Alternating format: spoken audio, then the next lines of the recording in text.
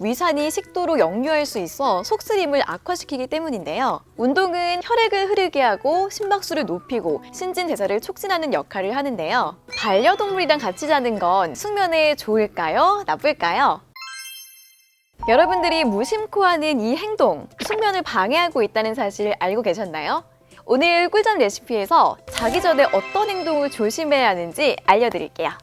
여러분, 여기서 어떤 것들이 우리의 숙면을 방해할까요? 한번 찾아보세요. 제한 시간 5초 드릴게요.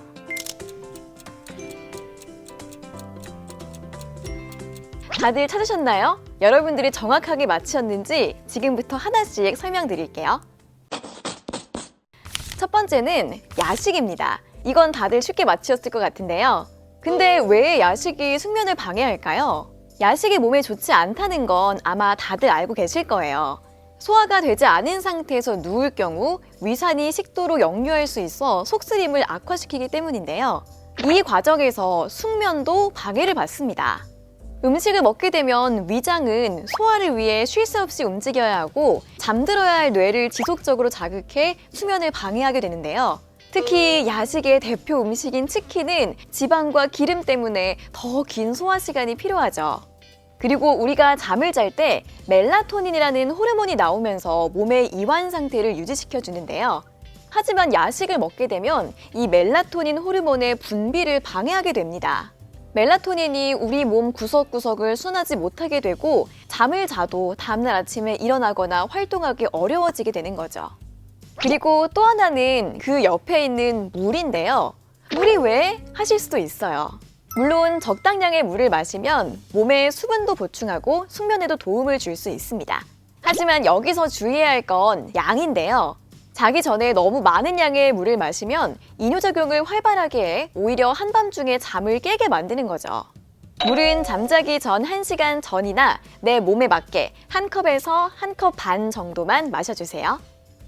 두 번째는 핸드폰입니다. 이것도 쉽게 맞히셨죠? 자기 전에 핸드폰 사용하지 말라는 건 이미 알지만 내 몸이 따라주지 않는 거 저도 압니다. 하지만 여기서 주목해야 할 건 바로 이거예요. 업무 관련해서 메시지나 메일 확인은 접어주세요. 내일 할 일을 미리 체크하는 건 좋지만 자기 전에 이 행동을 한다면 잠을 깨우는 일입니다. 밤에 업무 이메일을 확인하면 해야 할 일을 더 많이 생각하게 되고 작업을 완료하는 방법을 고민하기 시작하는데요. 이건 뇌가 쉬어야 할 시간에 해야 할 일을 더 부과하는 셈이죠. 이러면서 스트레스와 불안까지 유발할 수 있으니 자기 2시간 전에 업무 관련한 생각은 노노! 세 번째는 시계입니다. 사실 시계는 잘못이 없지만 우리 눈이 자꾸 시간을 체크하면서 숙면을 방해할 수 있는데요. 자기 전에 시계를 보게 되면 몇 시에 잠들고 몇 시에 일어나야지 하는 수면 계획을 세우게 됩니다. 그래서 뇌를 자극한다고 하는데요. 계획대로 잠을 못 자면 불안감이 증가하고 심리적으로 좌절감도 나타날 수 있다고 합니다. 그럼 시계를 안 보면 되겠지 하고 생각하신 분들 방금 있으시죠? 하지만 시계가 있는데 시계를 안 보는 건 정말 어려운 일이에요. 그러니까 마음 편하게 시계를 잠자리에서 치워보세요. 그래야 중간에 깼을 때 시간을 확인하는 습관도 없을 수 있고 숙면을 취할 수 있습니다. 네 번째는 수면등인데요. 수면등을 끄고 자면 상관이 없지만 켜고 자는 게 문제입니다.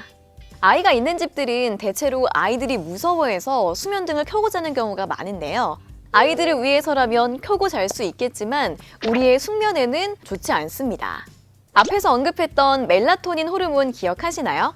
이 멜라토닌은 아주 적은 빛에도 분비가 억제돼 수면의 질을 하락시킨다고 하는데요.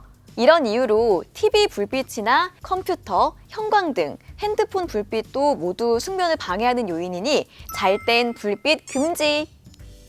마지막 5번째는요, 바로 운동입니다. 운동은 혈액을 흐르게 하고 심박수를 높이고 신진대사를 촉진하는 역할을 하는데요. 자기 3-4시간 전에는 스트레스도 완화시켜주면서 숙면을 취하는 데 도움을 준다고 해요.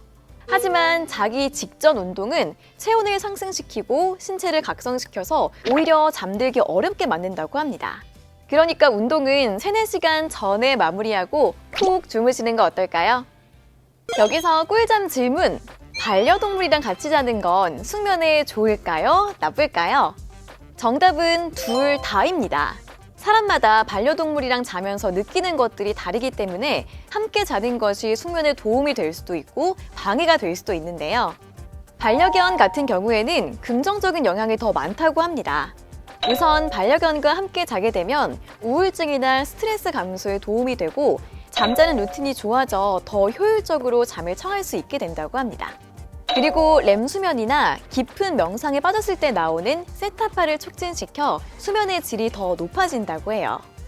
하지만 이건 보호자와 반려동물 둘 다 건강할 때 얘긴데요.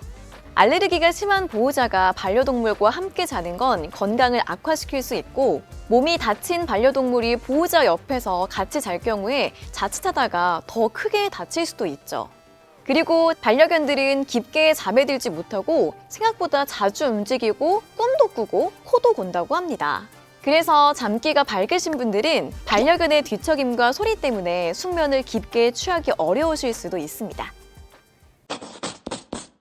오늘은 자기 전 금지 행동 5가지를 소개해드렸는데요. 영상 보기만 해도 지키기 어렵겠는데 하실 거예요. 하지만 우리 꿀잠이들의 건강한 숙면을 위해서 조금씩 실천해보는 건 어떨까요?